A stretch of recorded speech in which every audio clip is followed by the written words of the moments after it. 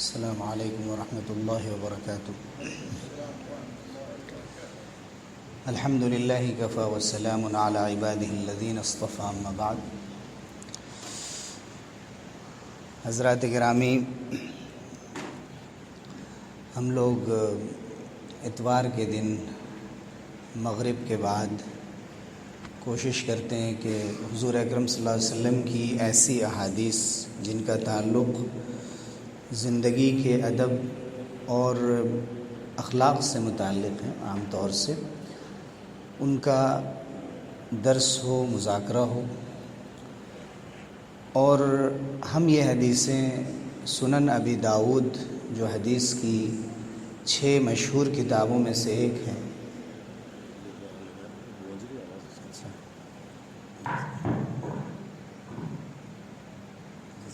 اس کو بند کریں کیا؟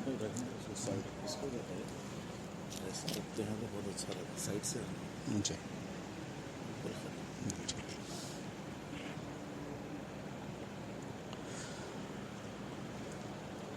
اس میں ایک چیپٹر ہے، ایک باب ہے جس کا نام ہے کتاب الادب، اور اس کے تحت بہت سی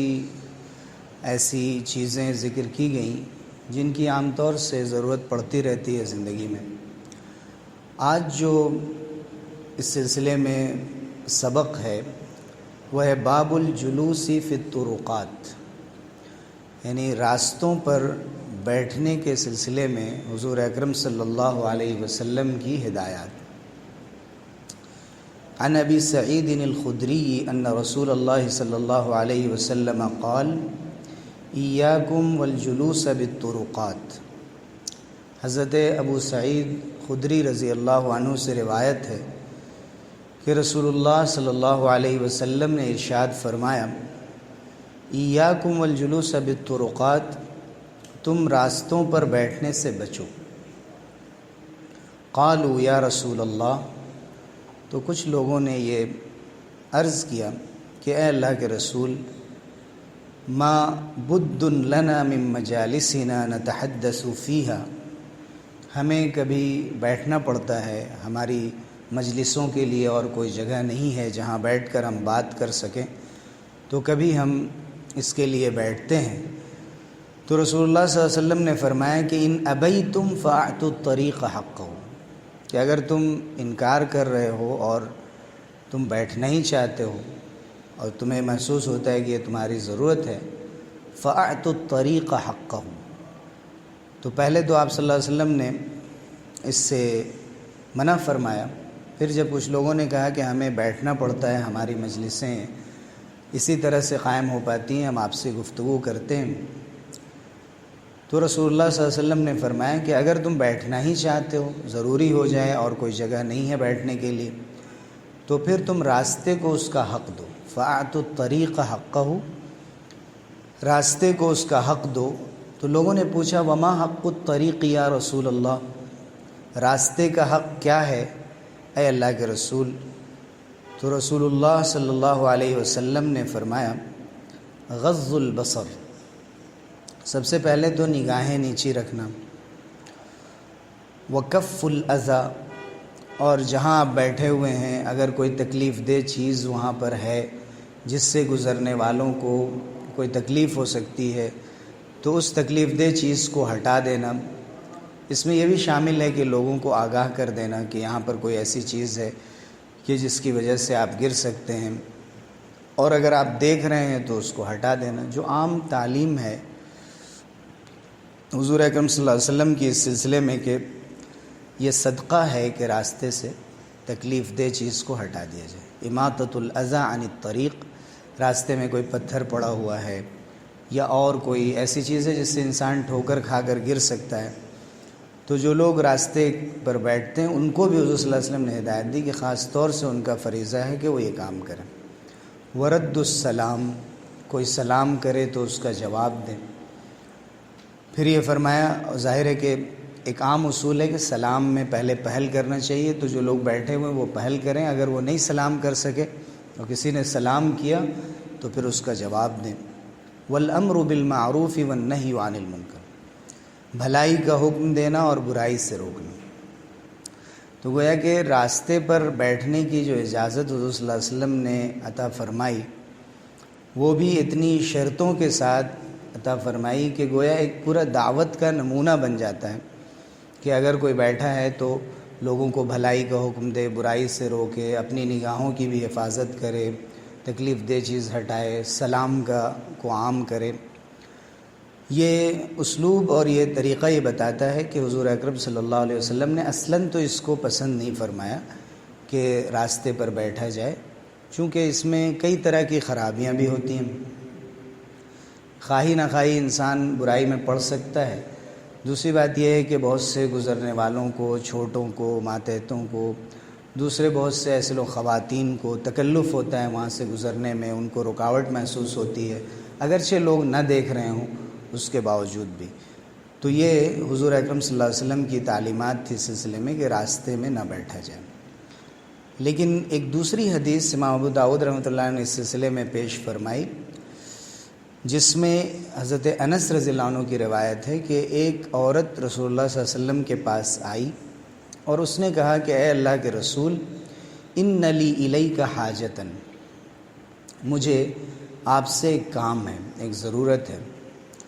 فقال لہا، تو رسول اللہ صلی اللہ علیہ وسلم نے اس خاتون سے فرمایا، یا ام فلان، اے فلاں کی ماں، اجلسی فی ای نواحی السکک شئتی حتی اجلس الیک، تم جس گلی کے جس گوشے میں کونے میں بھی دور دراز جہاں چاہو جا کر بیٹھ جاؤ،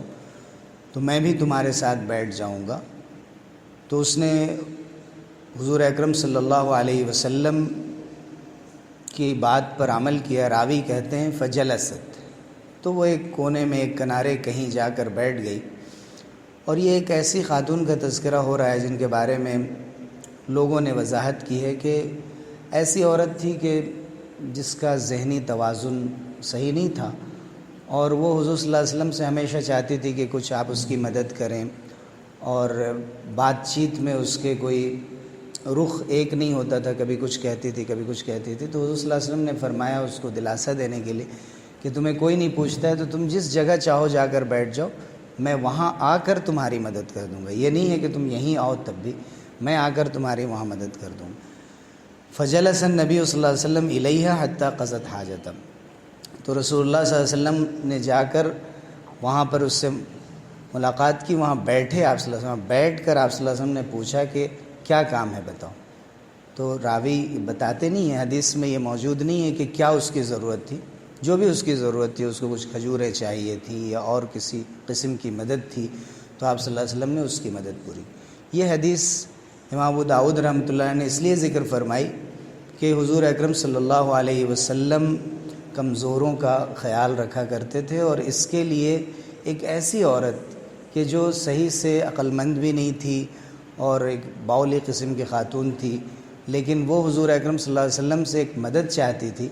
تو نہ صرف یہ کہ آپ نے اس کی مدد کی، بلکہ ایک بات جس کو آپ پسند نہیں فرماتے تھے کہ راستے پر بیٹھا جائے، لیکن اس کو بھی آپ صلی اللہ علیہ وسلم نے اس کے لیے گوارا کیا اور اس کی مدد فرمائی۔ تو گویا کہ راستے پر بیٹھنے کا جو حق پہلے ذکر کیا گیا تھا اسی ضمن میں یہ چیز ذکر کی گئی۔ دوسرا مطلب یہ ہے کہ حضور کا مقصد یہ نہیں تھا کہ تم جا کر راستے پہ بیٹھو تو تمہاری مدد کریں، مقصد یہ تھا کہ تم کہیں بھی رہو،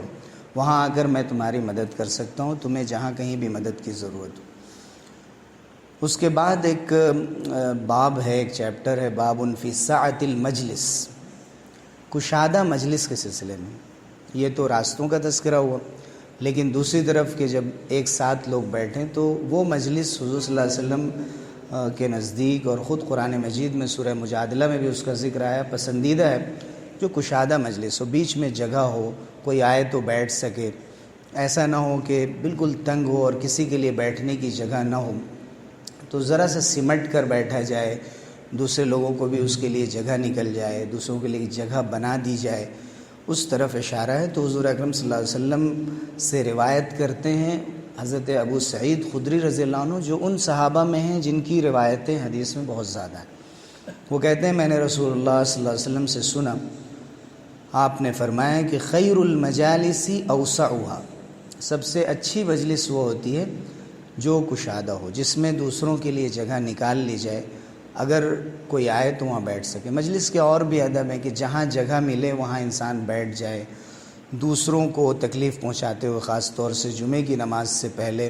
اس کی خاص طور سے تاکید کی گئی کہ حضور نے منع فرمایا کہ دو لوگوں کو بیچ سے ہٹا کر اور آگے جایا جائے، بلکہ جہاں جگہ ملے وہاں انسان بیٹھ جائے۔ لیکن دوسرے لوگ جو دیکھ رہے ہیں کہ کوئی شخص کھڑا ہے اور اس کو مجلس میں بیٹھنے کی ضرورت ہے تو تفسحوا فی المجالس، مجلس میں کو گشادہ کرو، ذرا دوسروں کے لیے جگہ بناؤ۔ پھر ایک ادب فی الجلوس بین الظل والشمس، چونکہ یہاں بیٹھنے کی باتیں چل رہی ہیں تو اسی میں ایک بات حضور صلی اللہ علیہ وسلم نے یہ بھی فرمائی کہ ایک طرف دھوپ ہو اور ایک طرف سایہ ہو، تو فرمایا کہ اس طرح نہ بیٹھا جائے کہ انسان کا آدھا جسم یا کچھ حصہ دھوپ میں ہو، کچھ حصہ سائے میں ہو۔ حضرت ابو ہریرہ رضی اللہ عنہ فرماتے ہیں قال ابو القاسم صلی اللہ علیہ وسلم، ابو القاسم صلی اللہ علیہ وسلم نے فرمایا، یہ رسول اللہ صلی اللہ علیہ وسلم کا نام محمد تھا، احمد تھا، لیکن کنیت جو آپ کی تھی، آپ کے ایک بیٹے کا نام قاسم تھا، اسی سے آپ صلی اللہ علیہ وسلم کو ابو القاسم کہتے تھے۔ اور حضرت ابو ہریرہ رضی اللہ عنہ خاص طور سے کئی حدیثوں میں حضور اکرم صلی اللہ علیہ وسلم کے تذکرے میں ابو القاسم کا خاص طور سے ذکر کرتے ہیں کہ حضور صلی اللہ علیہ وسلم نے فرمایا کہ اذا کان احدکم فی الشمس، شمس کے معنی سورج کے بھی ہوتے ہیں، شمس کے معنی سورج کی روشنی یعنی دھوپ کے بھی ہوتے ہیں، تم میں سے اگر کوئی دھوپ میں ہو۔ وقال مخلد، ایک راوی جو اس حدیث میں بہت سارے لوگ ہیں روایت کرنے والے، اس میں ایک مخلد بن خالد ہیں، وہ کہتے ہیں کہ میں نے اپنے استاد سے سنا فی الفی، کہ اگر کوئی سائے میں بیٹھا ہو، تو دھوپ میں بیٹھا ہو یا سائے میں بیٹھا ہو، فقلص عنہ الظل، اور سایہ اس سے ذرا کم ہو جائے، دھوپ بڑھ جائے اور ایسی کیفیت ہو جائے کہ صار بعضہ فی الشمس و بعضہ فی الظل، کہ کچھ حصہ دھوپ میں رہ جائے اور کچھ حصہ سائے میں رہ جائے، فلیقم، تو وہاں سے اٹھ جائے۔ اگر اسے دھوپ لینے کی ضرورت ہے تو پوری طرح دھوپ میں بیٹھ جائے، یا اگر دھوپ سے بچنا ہے تو پوری طرح سے سائے میں بیٹھ جائے۔ یہ ایک طرح کا ادب بھی ہے اور طبی نقطہ نظر سے بھی اسے مفید بتایا جاتا ہے کہ حضور اکرم صلی اللہ علیہ وسلم نے جن چیزوں میں رہنمائی کی اور انسان کو بیماریوں سے بچانے کے لیے حضور صلی اللہ علیہ وسلم نے رہنمائی کی، ان میں سے ایک چیز اسے بھی بتایا جاتا ہے۔ دوسری بات ہے کہ یہ ایک طرح کا دیکھنے میں بھی اچھا معلوم ہوتا ہے کہ آدمی ایک طرف کو ہو کر بیٹھے، اور اس کو بھی حضور صلی اللہ علیہ وسلم نے بہت اہمیت دی ہے کہ دیکھنے میں بھی کوئی چیز خوشنما معلوم ہو اور ایسا لگے کہ ایک آدمی سلیقہ مند ہے، چیزوں کو محسوس کر رہا ہے کہ دھوپ آ رہی ہے، سایہ ہو رہا ہے۔ یہ نہیں ہے کہ جس طرح بیٹھ گیا وہ بھول گیا کہاں ہے، بلکہ ہر وقت اس کو اپنا دھیان رہے اور سمجھ رہے۔ اسی طرح حضور اکرم صلی اللہ علیہ وسلم کی ایک دوسری روایت کہ یخطب، حضور صلی اللہ علیہ وسلم خطبہ دے رہے تھے، فقام فی الشمس، تو ایک صاحب آ کر دھوپ میں کھڑے ہو گئے، فأمر به فحول إلى الظل، تو حضور اکرم صلی اللہ علیہ وسلم نے حکم دیا کہ آپ سائے میں آ جائیں، تو حضور اکرم صلی اللہ علیہ وسلم کے حکم کے مطابق پھر ان کو سائے کی طرف جگہ دی گئی اور ان کو اس طرف بلایا گیا۔ تو اس سے یہ معلوم ہوتا ہے کہ ضروری نہیں ہے کہ وہ آدھے دھوپ اور آدھے چھاؤں میں تھے، بلکہ دھوپ شاید ان کے لیے تکلیف دہ تھی، تو حضور اکرم صلی اللہ علیہ وسلم نے ان کو توجہ دلائی۔ دوسرے لوگوں کو بھی یہ سکھایا کہ دوسروں کے لیے آرام دہ جیسے آپ بیٹھے ہوئے ہیں دوسروں کے لیے بھی جگہ بنائی جائے، یا یہ بھی مطلب ہو سکتا ہے کہ وہ اس طرح کھڑے تھے کہ آدھا حصہ دھوپ میں تھا، آدھا حصہ سائے میں تھا، تو حضور نے فرمایا کہ پوری طرح سے سائے میں آ جائیں۔ تو وہ آج کی جو 4 یا 5 حدیثیں پیش کی گئیں، ان میں ایک تو راستوں کے حقوق کے سلسلے میں کہ اگر بیٹھنا ہی پڑ جائے تو پھر اس کے جو آداب ہے اس کا خیال رکھا جائے، اور دوسری بات اس سلسلے میں بیان کی گئی کہ مجلس میں کشادگی رکھنا اور دوسروں کے لیے جگہ بنانا یہ ایک اسلامی ادب ہے، اور تیسری بات یہ بتائی گئی کہ دھوپ اور سائے میں دو طرف انسان نہ رہے بلکہ کسی ایک طرف ہو کر بیٹھے۔ اللہ تعالی ہم سب لوگوں کو ان ہدایات پر عمل کرنے کی